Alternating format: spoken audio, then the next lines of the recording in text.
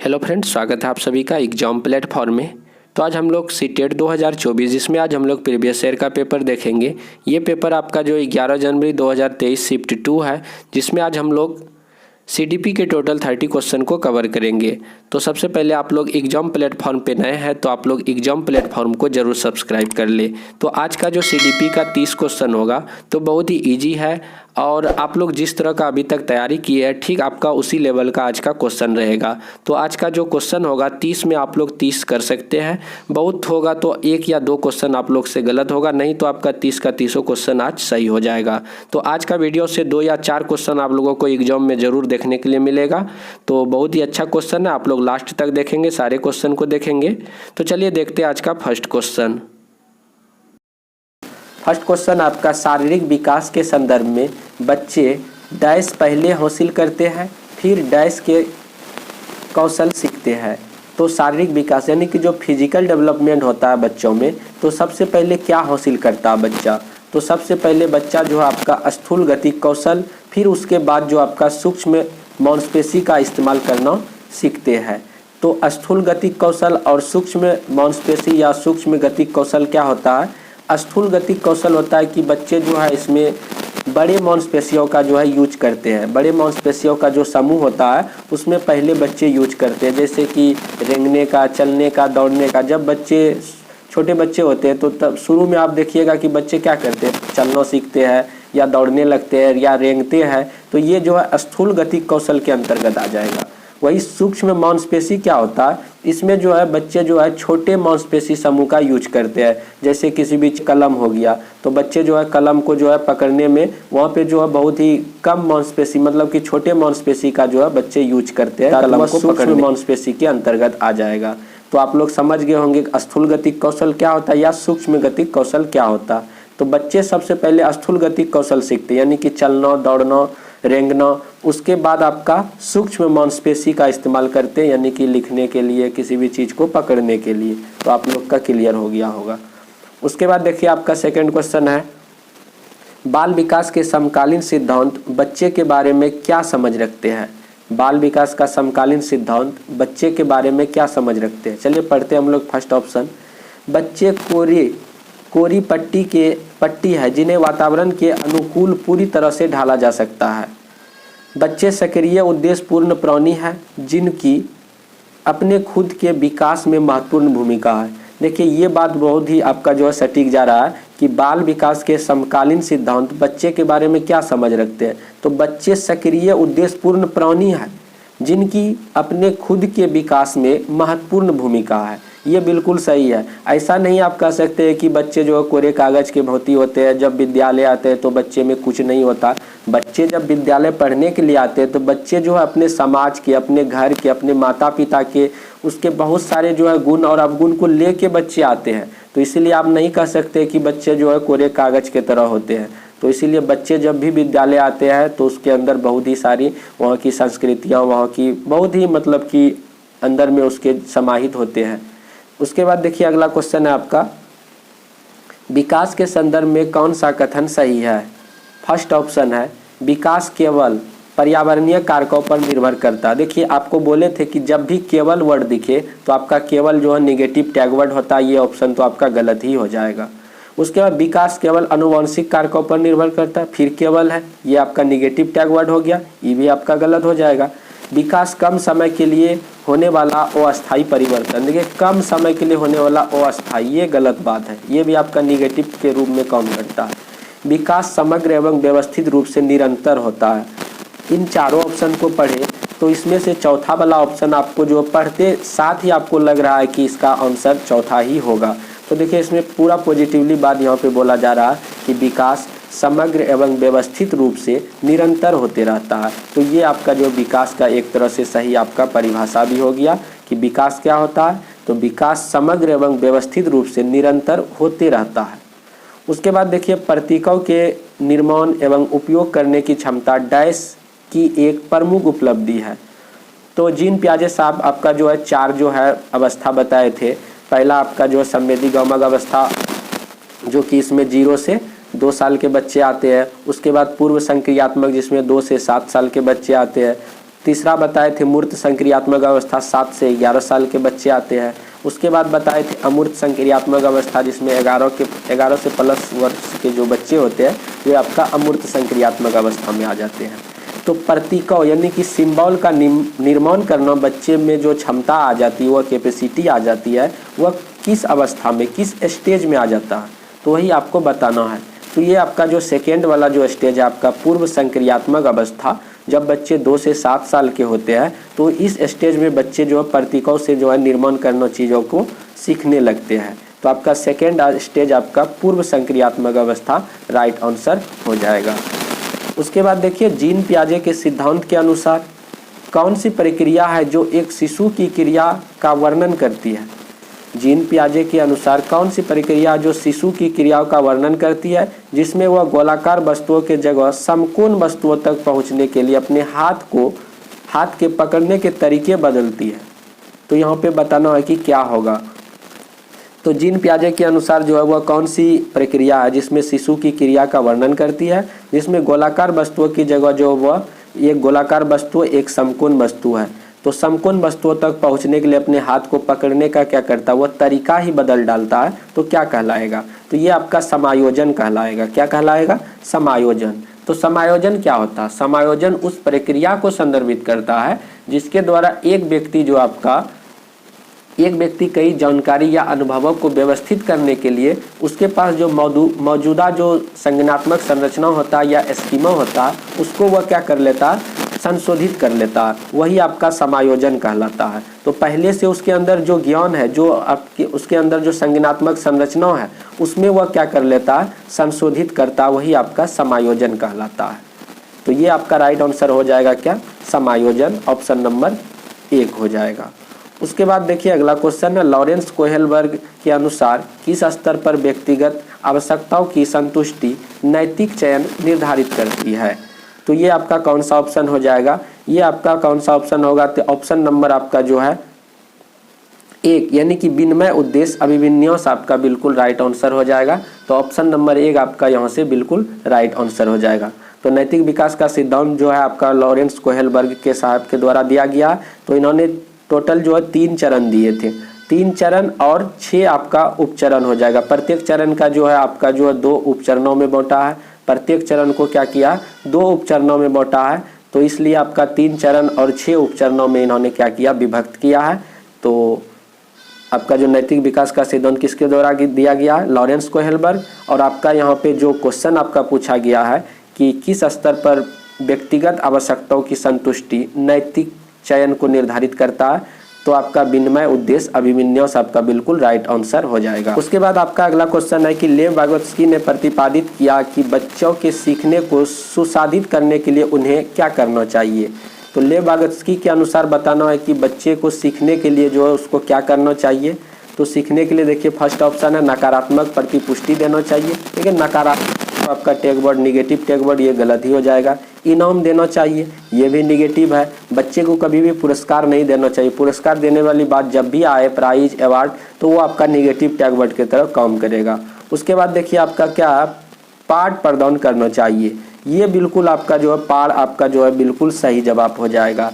ये क्या होता है कि जब बच्चे किसी कार्य को करते हैं तो वह अपने से कितना करता है, जब उसको किसी का एक बड़े व्यक्ति या जो जानकार व्यक्ति होते हैं उसके द्वारा जब उसको सहारा मिलता है तो तब वह कितना कर पाता है, यही होता है पाठ।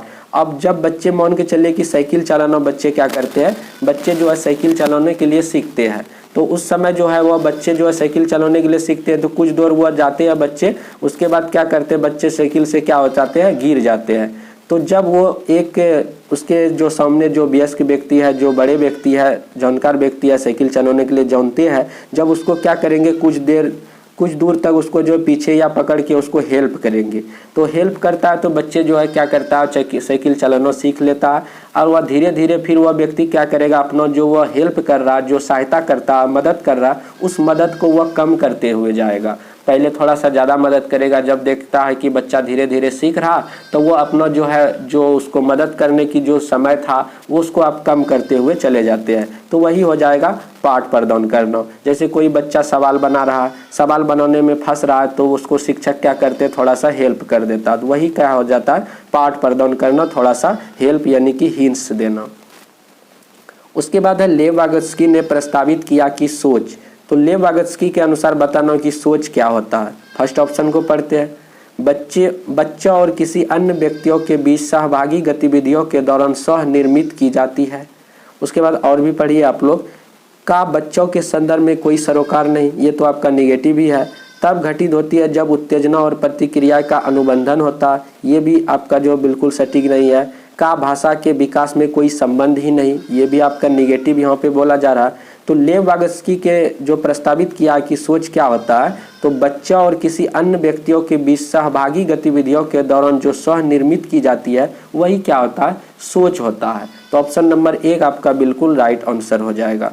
उसके बाद देखिए अगला क्वेश्चन है, डैश कक्षा कक्ष में बच्चे सीखने की प्रक्रिया में सक्रिय भागीदारी करते हैं और वे अपनी गति, जरूरतों और क्षमताओं के अनुसार सीखते हैं।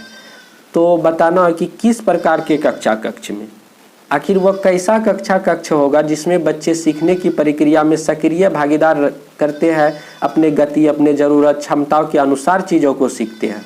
जब प्रगतिशील कक्षा कक्ष होगा, प्रगतिशील कक्षा कक्ष बोले तो उसमें बच्चे भी सक्रिय होंगे, शिक्षक भी सक्रिय रूप से कार्य करेंगे। तो उस कक्षा कक्ष में बच्चे क्या करेंगे, अपने गति, अपने ज़रूरत, अपने क्षमताओं के अनुसार चीज़ों को आत्मसात करेंगे, चीज़ों को सीखेंगे। तो ये आपका प्रगतिशील कक्षा कक्ष यानी कि ऑप्शन नंबर 1 आपका बिल्कुल राइट आंसर हो जाए। उसके बाद आपका क्वेश्चन है, बहुबुद्धि सिद्धांत के अनुसार हर व्यक्ति में। तो बहुबुद्धि सिद्धांत के अनुसार हर व्यक्ति में क्या होना चाहिए। तो बहुबुद्धि सिद्धांत किसने दिया, तो बहुबुद्धि सिद्धांत आपका जो हार्वर्ड गार्डनर साहब के द्वारा दिया गया है। तो बहुबुद्धि सिद्धांत के अनुसार व्यक्ति में बताना है। फर्स्ट ऑप्शन है समान क्षमताओं का एक समूह होता है। उसके बाद एक निश्चित IQ जो बुद्धिलब्धि होती है जो जन्म के समय तय हो जाती है। अलग अलग मात्राओं में विभिन्न संज्ञानात्मक क्षमता होती है। ये देखिए ऑप्शन नंबर 3 को पढ़ने पे आपको क्या लग रहा है, अलग अलग मात्राओं में विभिन्न संज्ञानात्मक क्षमता होती है। कहने का मतलब अलग अलग व्यक्तियों में अलग अलग प्रकार की जो संज्ञानात्मक क्षमताएं होती है, तो वह हर एक व्यक्ति में डिफरेंट होता है। तो इस तरह से आपका ऑप्शन नंबर 3 बिल्कुल राइट आंसर हो जाएगा। उसके बाद है आपका बालक एवं बालिकाओं को निजी भाषा संज्ञानात्मक विकास में महत्वपूर्ण भूमिका रखती है क्योंकि वह स्वचिंतन को निर्देशित एवं नियंत्रित करती है, इस प्रत्यय का समर्थक है। तो आपका जो बालक और बालिकाओं की जो निजी भाषा होती है संज्ञानात्मक विकास में महत्वपूर्ण भूमिका रखती है क्योंकि वह स्वचिंतन को निर्देशित एवं नियंत्रित करती है। तो ये जो है लेव वागोत्स्की के द्वारा दिया गया है। तो लेव वागोत्स्की आपका बिल्कुल राइट आंसर ऑप्शन नंबर 4 हो जाएगा।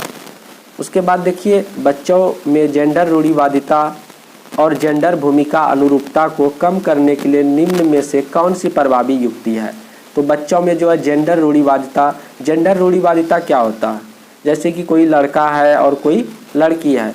तो लड़की का कहना है कि लड़की जो है, बच्चे जो है, लड़की होती है जो वे गुड़िया के साथ खेलेंगे, जो लड़का है वो जो है कार जीप के साथ खेलेंगे। लड़की जो है क्रिकेट नहीं खेलेगी, लड़का क्रिकेट खेलेगा। लड़की घर में रहेगी, लड़का बाहर जाएगा। इस तरह की जो बातें हैं ये सभी जो है जेंडर रूढ़िवादिता के अंतर्गत आ जाता है। तो इस चीज़ की भूमिका की अनुरूपता को कम करने के लिए कौन सी प्रभावी युक्ति है। तो चलिए फर्स्ट ऑप्शन को पढ़ते हैं। जेंडर पृथक बैठने की व्यवस्था करना चाहिए, इससे तो कुछ कम होगा ही नहीं। यदि जेंडर पृथक बैठने की व्यवस्था करेंगे, लड़का अलग बैठेगा, लड़की अलग बैठेगी, तो इससे कुछ होगा, कुछ नहीं होने वाला है। और जेंडर को जो है बढ़ावा ही मिलेगा, जो जेंडर रूढ़िवादिता है उसको बढ़ावा ही मिलेगा। जेंडर विशिष्ट भूमिका पर ध्यान देना।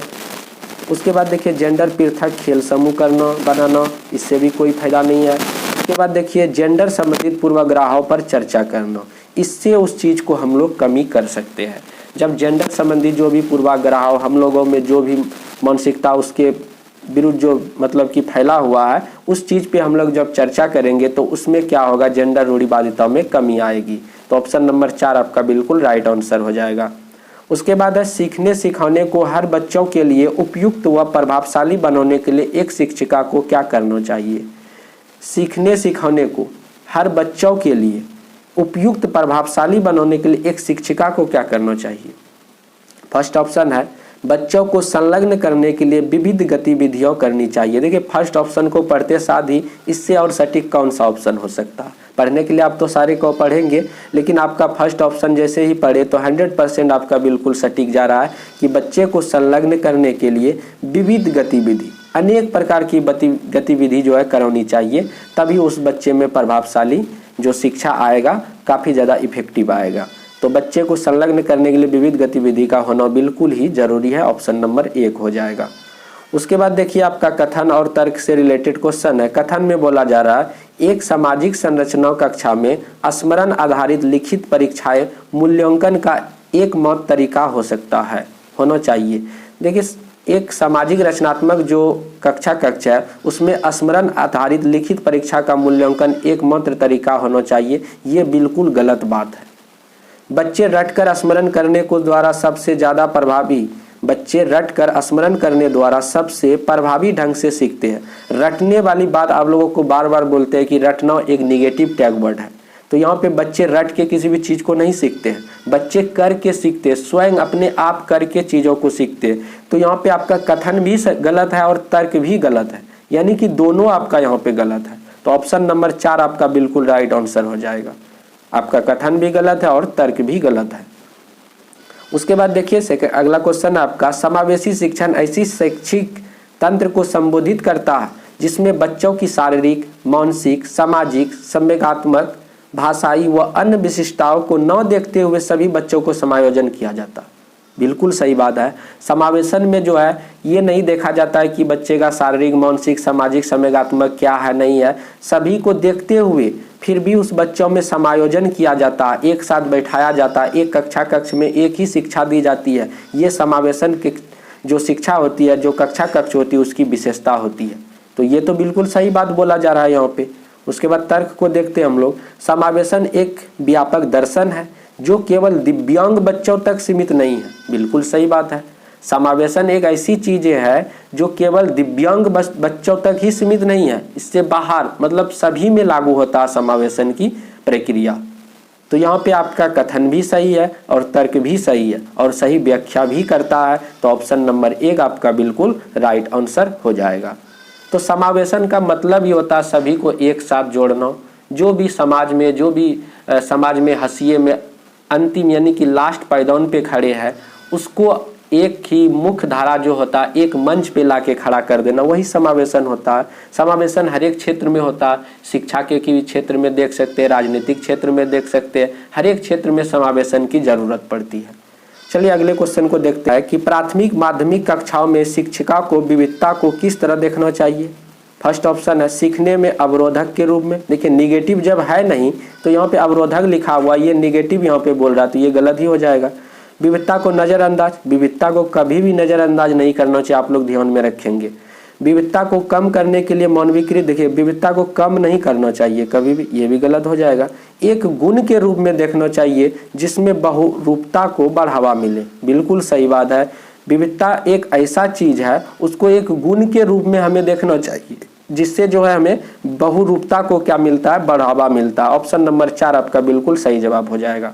उसके बाद है आपका कार्तिक जो 5वीं कक्षा में पढ़ता है उसे अपने दोस्तों और शिक्षकों के साथ मौखिक और गैर मौखिक सामाजिक संवाद करने में निरंतर मुश्किल होती है। यह किस के लक्षण हो सकते हैं। बच्चे को जब किसी जो संप्रेषण होती है, बातें करने, किसी से जो बातचीत करने में जब परेशानी होता है, संवाद करने में, गैर जो मौखिक होते हैं सामाजिक संवाद, उसमें निरंतर जब परेशानी आए तो बच्चे में समझना चाहिए कि वह स्वालीनता का क्या है, उसमें जो है लक्षण देखा जा सकता है। तो वह स्वालीनता की वजह से क्या करते बच्चे, किसी से बात करने में मतलब कि नहीं बनते, किसी से अच्छे से संवाद नहीं कर पाते हैं, वह स्वालीनता की वजह से होता है। तो ऑप्शन नंबर 3 राइट आंसर हो जाएगा। उसके बाद देखिए अगला क्वेश्चन है आपका, निम्न में से कौन से शिक्षा शास्त्रीय प्रावधान एक दृष्टिबाधित विद्यार्थियों को जरूरतों के अनुसार उपयुक्त समायोजन है। तो निम्न में से कौन सा शिक्षा शास्त्रीय प्रावधान एक दृष्टिबाधित जो अंधे बच्चे होते हैं उसके लिए क्या चीज़ जरूरी है। फर्स्ट ऑप्शन, कक्षा में गैर जरूरी बाधाओं को हटाना चाहिए। बिल्कुल सही बात है। कक्षाओं में जो भी बिना वजह की चीज़ें है पड़ा हुआ जहाँ तहाँ, तो उस चीज़ को हटा देना चाहिए, साइड कर देना चाहिए, क्योंकि दृष्टिबाधित बच्चे हैं, कभी आएंगे तो यदि टकरा ही जाएंगे तो उसे चोट लग सकता है। इसीलिए जो भी बिना काम का चीज़ है उसको साइड में रख देंगे। ठीक। उसके बाद है विभिन्न प्रकार के दृश्यिक प्रस्तुतिकरण। जब बच्चा देख ही नहीं रहा तो उसके देखने वाले चीज प्रस्तुतिकरण के क्या फायदा होगा। बहुत से विज्ञापित पत्रक देना, ये भी कोई उसके ज़रूरत की चीज़ नहीं है। कक्षाई अधिगम को परिशिष्ट करने के लिए अभिलिखित सामग्री देना, ये आपका थोड़ा ज़रूरी का चीज़ है। तो ऑप्शन नंबर 1 और 4, तो 1 और 4 किस में है, तो ऑप्शन नंबर 3 में है, तो ये आपका बिल्कुल राइट आंसर हो जाएगा। उसके बाद अगला क्वेश्चन आपका कि रचनात्मक की एक पहचान विशेषता है। रचनात्मक के बारे में बताना, रचनात्मक क्या है। फर्स्ट ऑप्शन है आप सारी सोच कई अलग अलग विचारों या उत्तरों को प्रस्तावित करने की क्षमता। चलिए फर्स्ट ऑप्शन को पढ़ते साथ ही इससे ज़्यादा सटीक और कुछ हो ही नहीं सकता है कि रचनात्मक क्या है। तो आप सारी सोच कई अलग अलग विचारों या उत्तरों को प्रस्तावित करने की क्या होती है, क्षमता होती है। तो ऑप्शन नंबर 1 आपका बिल्कुल राइट आंसर हो जाएगा। उसके बाद है यदि शिक्षिका विद्यार्थियों की रचनात्मक का आकलन करना चाहती है तो उसे कौन सा कार्य नहीं करना चाहिए। तो रचनात्मक का आकलन कर रही है तो उसके लिए क्या जरूरी नहीं है आपको बताना है। फर्स्ट है परिणाम से अधिक प्रक्रिया पर ध्यान केंद्रित करना चाहिए, विद्यार्थियों की आपस तुलना करना चाहिए। देखिए तुलना यानी कि कंपैरिजन, ये निगेटिव टैग वर्ड है। क्या नहीं करना चाहिए, क्वेश्चन निगेटिव में, ऑप्शन भी आपका निगेटिव में हो जाएगा। ठीक, तो ऑप्शन नंबर 2 आपका बिल्कुल राइट आंसर हो जाएगा, क्योंकि बच्चे में कभी भी कंपैरिजन नहीं करना चाहिए कि ये बच्चा ज़्यादा तेज है, वो बच्चा कम तेज है, तुम ज़्यादा जानता है, तुम कम जानता है। तो इस तरह का बच्चे में जो है, और यहाँ पे सॉरी हम तुम बोले हैं, तो बच्चे को जब भी आप विद्यालय में जाएंगे कक्षा कक्ष में तो बच्चे को आप बोल के संबोधित करेंगे। ठीक, तो बच्चे मतलब कि बच्चे को आप बोलना है, तो उससे ज़्यादा बच्चे में परिवर्तन आएगा। तो आप ज़्यादा उससे कम है, शुभम ज़्यादा तेज है, आप जो है कम तेज है। तो इस तरह का कंपैरिजन कभी भी नहीं करना चाहिए बच्चों के साथ, ये नेगेटिव टैग वर्ड है। तो ऑप्शन नंबर 2 आपका बिल्कुल राइट आंसर हो जाएगा। उसके बाद देखिए सीखना क्या है। सीखना क्या, एक निष्क्रिय प्रक्रिया, बिल्कुल गलत। व्यक्तिगत कारकों से प्रभावित होता, बिल्कुल सही बात। सीखना जो है व्यक्तिगत कारकों से काफ़ी ज़्यादा इफेक्टिव होता है। तो ऑप्शन नंबर 2 आपका बिल्कुल राइट आंसर हो जाएगा। और सारे ऑप्शन को आप भी देख सकते हैं, ये सारे देखिए, इसमें देखिए केवल लगा हुआ, ये तो निगेटिव ही हो जाएगा। सामाजिक सांस्कृतिक संदर्भ में स्वतंत्र होता, ये भी उतना नहीं होगा। बट आपका जो सीखना एक व्यक्तिगत कारकों से क्या होता है, प्रभावित होता है, आपका राइट आंसर हो जाएगा। उसके बाद है आपका क्वेश्चन, निम्न में से किस प्रकार की मान्यता रखने वाले विद्यार्थी कक्षा कक्ष में सीखने की ओर उन्मुख होंगे व बेहतर प्रदर्शन करेंगे। तो निम्न में से किस प्रकार की मान्यता रखने वाले विद्यार्थी कक्षा कक्ष में जो है सीखने की उन्मुख होंगे और बेहतर प्रदर्शन करेंगे। फर्स्ट है अपनी जन्मजात योग्यता को बिल्कुल भी बदला नहीं जा सकता। मेहनत से खुद के सीखने व प्रदर्शन में बदलाव लाया जा सकता, बिल्कुल सही बात है। मेहनत के वजह से, मेहनत करके आप जो खुद के चीज़ों को सीखने व प्रदर्शन करने में आप क्या कर सकते हैं, बदलाव कर सकते हैं। तो ऑप्शन नंबर 2 आपका बिल्कुल राइट आंसर हो जाएगा। उसके बाद अगला क्वेश्चन है आपका, शिक्षकों को अपनी कक्षा में महारत उन्मुख विद्यार्थियों को तैयार करने के लिए क्या करना चाहिए। एक शिक्षक को अपनी कक्षा में महारत उन्मुख विद्यार्थी मतलब कि सभी तरह से बच्चे जो निपुण हो, उस तरह का बच्चा बनाने के लिए शिक्षक को क्या करना चाहिए। उच्च अंक प्राप्त करने पर जोर देना चाहिए। उच्च अंक ये निगेटिव हो जाएगा। विद्यार्थियों को सभी प्रतियोगिता जीतने के लिए प्रोत्साहित करना, सभी प्रतियोगिता जीतने के लिए, ये भी निगेटिव टैग वर्ड हो जाएगा। सीखने की प्रक्रिया में आनंद व खुशी की अनुभूति महसूस करवाना, ये आपका पॉजिटिव है। तो ये आपका जो है सीखने की प्रक्रिया में आनंद और खुशी का अनुभूति करा करके आप बच्चे में क्या कर सकते हैं, महारत वाला जो गुण होता है उसमें जो है ला सकते हैं। तो ऑप्शन नंबर 3 आपका बिल्कुल राइट आंसर होगा। उसके बाद है निम्न में से कौन सी प्रणाली विद्यार्थियों के अर्थपूर्ण तरीके से सीखने में मदद करेगी। तो निम्न में से कौन सा प्रणाली जो है विद्यार्थियों के अर्थपूर्ण चीज़ों को सीखने में जो है मदद करेगा। फर्स्ट है ज्ञान को विद्यार्थियों के निजी जीवन से जोड़ना, बिल्कुल सही बात है। जो भी ज्ञान है बच्चे के जो निजी जीवन है वो उससे जब जोड़ के हम चीज़ों को बताएंगे तब वो बच्चे जो है जल्दी चीज़ों को सीखने लगेगा। तो ऑप्शन नंबर 1 आपका बिल्कुल राइट आंसर होगा। उसके बाद है एक सामाजिक रचनावादी कक्षा में सीखना किसको प्रोत्साहित करके किया जा सकता है। एक सामाजिक रचनावादी कक्षा कक्ष में जो है सीखना किसको प्रोत्साहित करके आप कर सकते हैं। उसका फर्स्ट ऑप्शन है अधिसंज्ञानात्मक कौशल, ये भी सही हो जाएगा। स्वनियमता, ये भी हो जाएगा। विवेचनात्मक सोच, ये भी होगा। समस्या समाधान ये भी होगा। उसके बाद देखिए अर्थहीन भेदन व दोहराव। अर्थहीन भेदन या ड्रिलिंग वाली बात आप लोगों को बताए थे। यदि आप लोग पॉजिटिव और नेगेटिव टैग वर्ड वाला वीडियो नहीं देखे तो उसे भी आप लोग देखिए, वहाँ पे मिल जाएगा। तो अर्थहीन भेदन या दोहराव वाली बात है, ये आपका नेगेटिव टैग वर्ड होता है। तो इसको छोड़ के यानी कि 5 को छोड़ के आपका सारा का सारा ऑप्शन सही है, यानी कि 1 2 3 4 ऑप्शन नंबर 3 आपका बिल्कुल राइट आंसर हो जाएगा। तो सिर्फ आपका जो भेदन यानी कि दोहराव वाली बात नहीं होगा, बाद बाकी सारे चीज़ को करके बच्चे में रचनात्मक कक्षा कक्ष मतलब बना सकते हैं। बच्चे को काफ़ी ज़्यादा रचनात्मक बनाने के लिए हम लोग प्रोत्साहित कर सकते हैं। विद्यार्थियों में संप्रतियों के वैकल्पिक संरचनाएं हैं। तो विद्यार्थियों में संप्रतियों के वैकल्पिक संरचनाएं क्या है? विद्यार्थियों द्वारा रचित सहज सिद्धांतों को दर्शाता है। सजा द्वारा हतोत्साहित की जानी चाहिए। देखिए हतोत्साहित ये निगेटिव है। अधिगम की प्रक्रिया अर्थहीन, ये भी निगेटिव हो जाएगा, अर्थहीन है। शिक्षण के दौरान शिक्षकों का नज़रअंदाज कर देना चाहिए, ये भी निगेटिव है। उसके बाद देखिए सिर्फ निगेटिव पॉजिटिव करके भी आप तो आंसर को सही कर सकते हैं, बहुत ही ईजी है। तो विद्यार्थियों द्वारा रचित सहज सिद्धांत को दर्शाता है। तो यदि आपका क्वेश्चन पॉजिटिव है तो आपको सिर्फ ऑप्शन में देखना कि इसमें जो है उस तरह का पॉजिटिव वाली बात बोला जा रहा है, तो वही ऑप्शन को आपको टिक करना है। ये सारे ऑप्शन तो आपका पहले ही छट गया। देखिए सजा देना, सजा निगेटिव टैग वर्ड है। अधिगम प्रक्रिया अर्थहीन है, ये निगेटिव हो जाएगा। नज़रअंदाज करना निगेटिव हो जाएगा। तो पॉजिटिव आपका कौन बचा? Option number 1। तो इस तरह से सीटेट में सारे क्वेश्चन को सॉल्व किया जाता है बहुत ही ईजी वे में। उसके बाद देखिए अगला क्वेश्चन है, बच्चे कैसे सीखते हैं? बच्चे प्रयोग व अन्वेषण द्वारा सीखते हैं, सुनकर व बोलकर सीखते हैं, चर्चा व मनन करके सीखते हैं, चीज़ों को बनाकर व करके सीखते हैं। यानी कि सारा ऑप्शन यहाँ पे सही हो जाएगा आपका, ऑप्शन नंबर 1। तो इस सारे चीज़ों के द्वारा बच्चे चीज़ों को सीखते हैं, तो ऑप्शन नंबर 1 आपका राइट आंसर होगा। उसके बाद है आपका एक माध्यमिक कक्षाओं में कक्ष में विद्यार्थियों को सबसे ज़्यादा अभिप्रेरित करने वाले अर्थपूर्ण शैक्षिक कार्य वो होते हैं।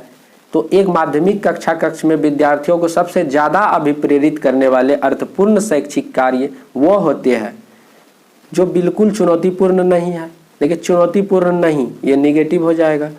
मध्यम चुनौतीपूर्ण प्रस्तुत करना, चुनौतियाँ प्रस्तुत करते हैं। बेहद चुनौतीपूर्ण, ये भी नहीं होगा।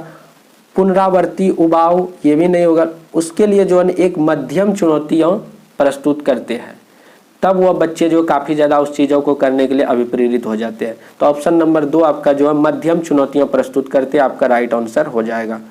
अधिगम को अर्थपूर्ण बनाने के लिए उसे डैश से जोड़ना चाहिए। अधिगम जो सीखने सिखाने की जो क्रिया होती है, प्रोसेस होती है, उसको जो है काफ़ी ज़्यादा अर्थपूर्ण बनाने के लिए क्या करना चाहिए? उसे जो है आनंद और संतुष्टि से जोड़ना चाहिए। ऑप्शन नंबर 3 आपका बिल्कुल राइट आंसर हो जाएगा। और सारे ऑप्शन को भी यदि देखिएगा तो सब निगेटिव ही है। देखिए अनुशासन तनाव, ये निगेटिव हो जाएगा। डर सजा निगेटिव हो जाएगा। उपलब्धि प्रतिस्पर्धा, स्पर्धा भी आपका निगेटिव है। तो आपको सिर्फ पॉजिटिव कौन मिला? ऑप्शन नंबर 3 ही मिला। तो ऑप्शन नंबर 3 आपका बिल्कुल राइट आंसर हो जाएगा। सिर्फ पॉजिटिव निगेटिव करके हम लोग जो है आराम से अच्छे नंबर ला सकते हैं। चलिए देखते हैं अगला क्वेश्चन है आपका, एक शिक्षिका बहुत से परियोजना कार्य देती है, वे बच्चों को सहयोगात्मक रूप से कार्य करने के लिए प्रोत्साहित करती है। बच्चे अपने सहकक्षियों से चर्चा करके बहुत चीज़ें सीखते हैं। जो स्वकक्षा के जो साथी होते हैं उससे चीज़ों को करके सीखते हैं। तो यहाँ पे जो है दोनों ही बात सही है, तर्क भी सही है और आपका कथन भी सही है। तो ये दोनों सही व्याख्या भी करता है। तो ऑप्शन नंबर 1 हो जाएगा। इस तरह से टोटल हम लोग 30 क्वेश्चन को कवर कर चुके हैं। तो आशा करते हैं आप लोगों को वीडियो बहुत ही ज़्यादा पसंद भी आया होगा और अपने फ्रेंडों को शेयर कर दीजिए जल्दी से। और अभी तक यदि सब्सक्राइब नहीं किया तो प्लीज़ आप लोग सब्सक्राइब कीजिए, क्योंकि बहुत आप लोगों के लिए मेहनत भी करते हैं। तो चलिए मिलते हैं हम लोग अगले वीडियो पे। जय हिंद, जय भारत।